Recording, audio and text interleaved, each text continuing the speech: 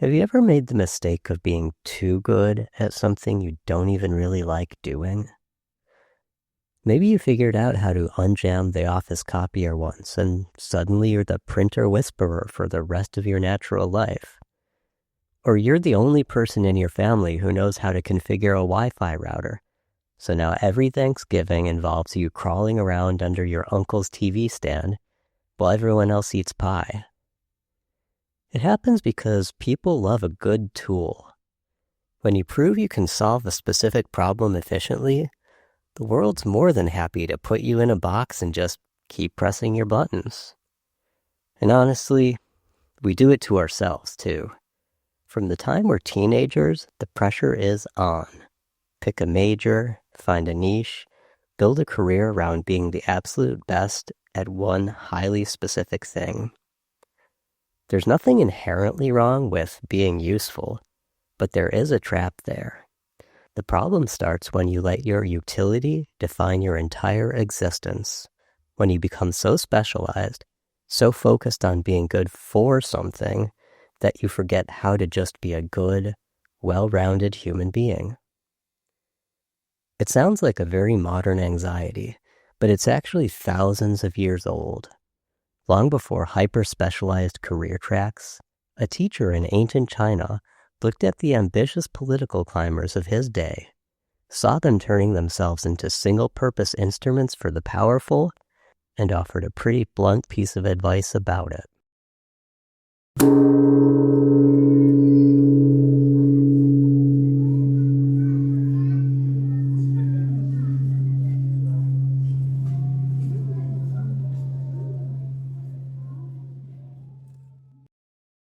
Exploring the Analects, Episode 1, Passage 2.12.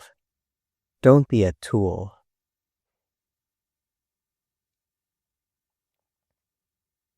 Hey folks, this is Elliot Bernstein. Thanks for joining me on this very first episode of Exploring the Analects. Today we'll be talking about Passage 2.12 of the Analects, a 4-character phrase, not counting the near ubiquitous 子曰, in which Confucius explains how to put your capabilities to good use in life. Since this is the first episode, I'll also do a bit of meta-commentary and explain the series overall. I'll be working through the hundreds of passages in the Analects, a collection of quotes attributed to Confucius and compiled by followers of the Confucian Way in China between the 5th and 3rd centuries BCE. These passages touch on a whole range of topics that can still teach us how to live our lives today. They range in length from just a few syllables to several paragraphs of text. And since we're just getting started, and frankly, to give myself a bit of runway, we're going to start with some of the shortest, work through to the longer passages, and have the possibility of jumping around once things are on a roll. Here's a bit about the format of the show. I'll start off with an introduction to the quote, give my take on it, read the Chinese, and give a more formal translation. Next, we'll talk about the philosophy, history, and culture behind the quote. After that, I'll give linguistic notes, hopefully something of use to language learners at any level.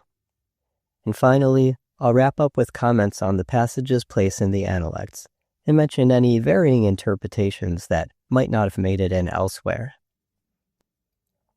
Well, now that that's covered, let's jump in and take a look at the quote.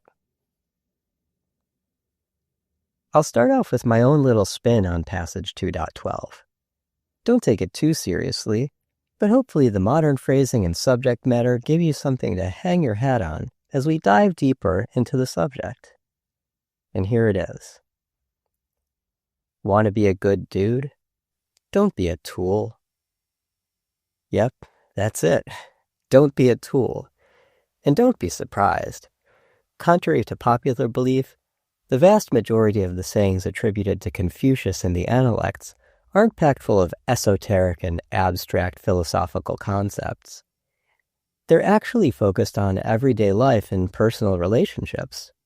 It's kind of a handbook about how to be a good dude. Next up, I'll read the quote in my hopefully intelligible modern Mandarin. Then we'll follow up with a more faithful translation into English by Professor Pei Min Ni from his excellent book, Understanding the Analects of Confucius. 子曰, 君子不器. The master said, exemplary persons do not live like a mere vessel. So there you have it. Don't be a tool. In other words, a tool or a ritual vessel has a single purpose. It's good for that one thing, and if you try to use it for anything else, you might cause trouble. This is Confucius's way of saying that if you're an expert in one thing at the expense of everything else, you might just have trouble yourself. I agree, and I'll elaborate on that point a bit. The fact is that we all have some specialized skill, and nobody is perfectly balanced in the modern world. Wherever our capabilities lie, that's where others are most likely to want to put us to use. But a tool can be used for right or for wrong. So if you want to be a good dude or an exemplary person, it's your responsibility to put yourself to use at the right times, not just any time. Now that we're done introducing the passage and discussing its basic meaning, I'll make a few comments about the topic. This section might appeal to you if you're interested in the philosophical, historical, or cultural context behind it. Following that, I'll talk a bit about the language. At the beginning of this episode, I mentioned 子曰, and this is possibly the one thing that anyone who's ever heard of Confucius knows. 子曰 means the master said. It's sometimes translated as Confucius said. That's because this character 子 refers to Kongzi, or Master Kong, the most common name for Confucius in Chinese. There are other masters you might have heard of, the Taoist master Lao Tzu, the martial strategy master Sun Tzu, and so on. But in the context of the Analects, the master always refers to Confucius. When other masters are mentioned, they're not the single character Tzu. Now let's talk about this term 君子. This is often translated as exemplary person. Sometimes it's rendered as prince, gentleman, or even left in the modern Mandarin pronunciation as 君子. You'll see them all. Maybe I'm the first one to use good dude, and I'm just patting myself on the back for that one right now. The historical context for this one is absolutely fascinating to me. It's something that drew me into a deeper exploration of the Analects. At the time of Confucius, spring and autumn period China, in the 6th century BCE, Jun referred to a lord or political leader. This era, also known as the Eastern Zhou dynasty, was a period of political fragmentation, with many effectively independent territories ruled by dukes and cliques of politically powerful families. Suffice to say, a Jun referred to a ruling class noble, and the Junzi originally referred to such a noble's son, i.e., a prince. What I find so fascinating is how the term for a noble's son was transformed completely by the passages collected in the Analects into this ideal exemplary person. The Analects does this switcheroo with a number of terms, and there's even a name for this, 正名, or rectification of names. The way I think about it is like this. Imagine we live in a world where celebrities are poorly behaved. Well, okay, nobody needs to use their imagination for that. But anyway, say you wanted to do something about this. Your strategy for doing so, change the definition of the word celebrity. For you, instead of just meaning someone with a face and name widely recognized by the public, it's going to mean a figure widely recognized for their broad-reaching and positive contributions to society. In your opinion, anyone who meets the first definition but not the second should take a look in the mirror while considering the responsibility that comes along with their fortunate position in life. Now, you can have this opinion, but obviously that doesn't mean others are going to share it. But as it turns out, you have a weapon of awesome power in your arsenal, a large and vocal base of social media followers. So you start publishing your opinions. The celebrity takes care of their parents, you write. The celebrity says what they mean and means what they say. And slowly but surely, through all those likes, comments, and retweets, your ideas start to gain traction. Previously poorly behaved celebrities hear about your work too. They start to think about what they should be, and some start to think twice before going off on their next wacko Twitter rant. Eventually, celebrities even start contacting you, asking how they can do better. Well, there's plenty of this rectification of names topic to do a whole mini-series on itself, but we're going to leave it at that for now. So just keep in mind that the original and historical meaning of this term, 君子, is a noble son, but that the Analects use it in a corrective fashion to mean an exemplary person, someone who thinks and acts in a principled fashion appropriate to their privileged position in life. Last up in this section, we'll talk about the word qi. Professor Ni's translation renders this as vessel, and my silly interpretation turns it into tool. These are both circling around a common meaning, but what's it really all about? The meaning of qi in Confucius's time was a ritual vessel or a sacrificial vessel. Now, I wouldn't blame you if you're still completely at a loss. It's not like most people these days have anything they refer to as a ritual vessel sitting around their house. But if you've got a set of champagne glasses, I'd argue you do. Maybe you're one of those lucky few who drink everything out of a champagne flute, and far be it from me to judge if that's your life, but the average person only breaks out those glasses on special occasions, birthdays, New Year's Eve, celebrations, and so forth. And you're not just filling them with anything. Only bubbly goes in. So there you have it, a ritual vessel, possibly in your very own cupboard. You use it on special occasions like holidays. You conduct specific activities with it, like toasting, and you know exactly what you're supposed to fill it with. Ritual vessels were incredibly important in Zhou Dynasty China, and there were all sorts of them. Rituals themselves were even more important. The lives of Confucius and his disciples were at the epicenter of these rituals. Their occupation, referred to as the Rujia, was focused on teaching and conducting rituals, including music, dance, and ceremonies performed to observe holidays, weddings, funerals, and even royal ascensions. The point is, they were extremely opinionated about ritual vessels. If you read Analects 6.25, Confucius's lament that people seem to be unable to call a spade a spade. What he's talking about actually is not spades here. He's complaining that a ritual vessel called a gu can no longer be recognized as a gu.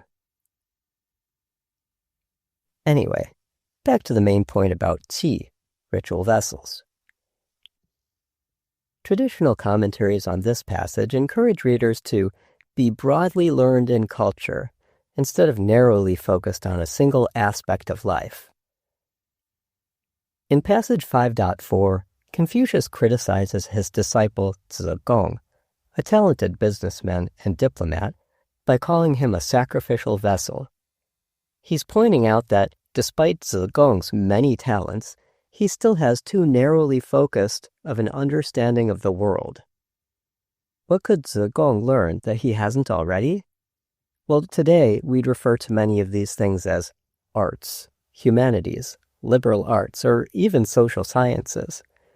Confucius would encourage such people to study poetry and music, the classic literature of his time, and historical records, that can guide them to promoting harmonious relationships and a flourishing society. Today, a few millennia later, that might be a bit more easily said than done. Considering how many years of highly concentrated study it takes to become a doctor, lawyer, engineer, or professor, how can anyone not be a bit of a tool? Of course, nobody avoids the humanities altogether, regardless of whether you have gotten a higher education. Even high school courses assign students to read the great works of literature, compose essays, and learn how to think about the world. But the fact is that today, more than ever, people are likely to be highly specialized in one area at the expense of others, and that this is practically a prerequisite for any type of career.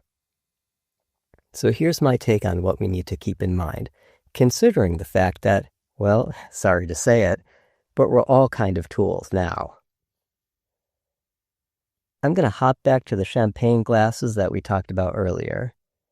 Say that you were a champagne glass and you had even a modicum of self-respect. Would you let someone fill you with Coke, or red wine, or coffee? Well, of course not. And I think the same holds true if you want to be an exemplary person. If you're an educated, able-bodied person, then you should be opinionated about how people use your capabilities. If you're a talented salesperson, you could choose to work for a company selling tasers or a company selling books. Which one improves the lives of more people? Well, the question is yours to answer, but I think most people would agree that all other things being equal, it's better to engage in activities that help than those that harm. Let's wrap up this section. We learned why many passages in the Analects begin with 子曰, or the master said, and that the master being referred to is Confucius himself.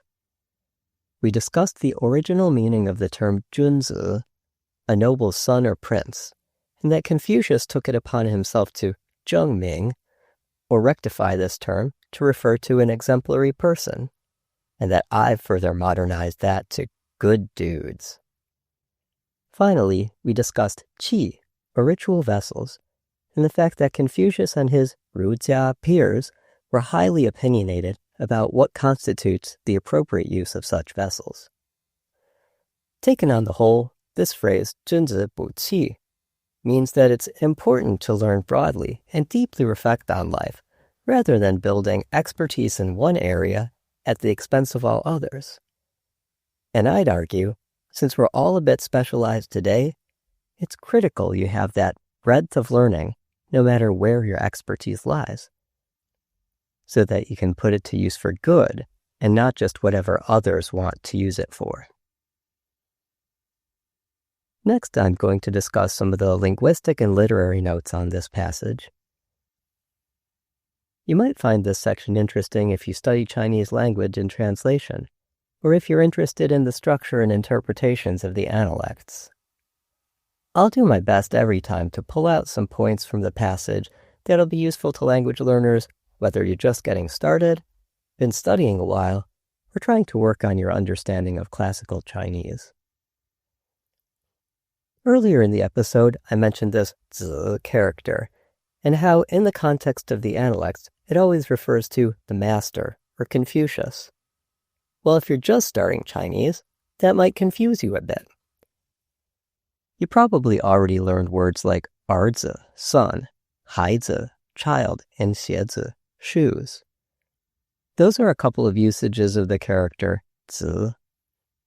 For the first two, son and child, it's used to refer to offspring. And in the second case, shoes, it's a type of grammatical marker, indicating the word as a noun. In this case, it's also indicating a noun, but here it's used to refer to a proper noun. And even more importantly, it's an honorific, a title bestowed upon people of great accomplishment. That's where we get this master from when you read translations like 子曰 as the master said, or 孔子 as Master Kong. Next up is qi, the one I mentioned earlier meaning a ritual vessel. It's not a coincidence that my wacky take on this phrase translates qi as tool, but that's a purely modern interpretation. If you're an intermediate learner of Chinese, you probably already encountered this character here and there. Ji qi means machine. Yue qi is a musical instrument, and every intermediate Chinese learner's favorite phrase, at least when I was studying, was da gui mo sha shang wu qi. It means a weapon of mass destruction. Sure enough, these are all tools of one kind or another. It's just interesting to me to see how far this character has come in the 25 centuries that it's been since the Analects were written, and to note that way back then, sure, a ritual vessel probably did seem a whole lot more like a tool to folks than it does to us today. My last note on language is about a grammatical structure that's important to master if you're learning modern Chinese, and just as important if you're learning the classical language. And that's the topic-comment pattern. Topic-comment is exactly what it sounds like. The speaker states the topic of the sentence, then makes a comment on it. An example in English that just popped into my head is, Pokemon, gotta catch 'em all. Pokemon's the topic, and the comment about Pokemon is what you've got to do. That is, catch 'em all. In 2.12, we're dealing with the same thing on a highly simplified scale.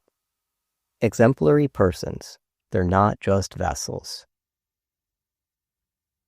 It gets a whole lot more complicated than this, but having a good grasp on this type of phrasing when reading the Analects in the original Chinese is going to do you a world of good. I'll leave you with a few very brief literary notes on this passage, and then we'll wrap things up. There aren't particularly varied interpretations of 2.12.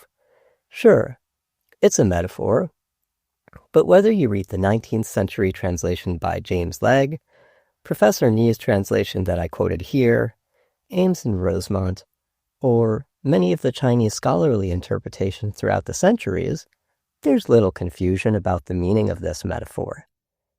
It's important to learn a broad range of subjects and avoid becoming specialized in a single area to the point that it's a detriment to others. When we look at the surrounding quotes, just like this one, they're concerned with the essential qualities of a junzi.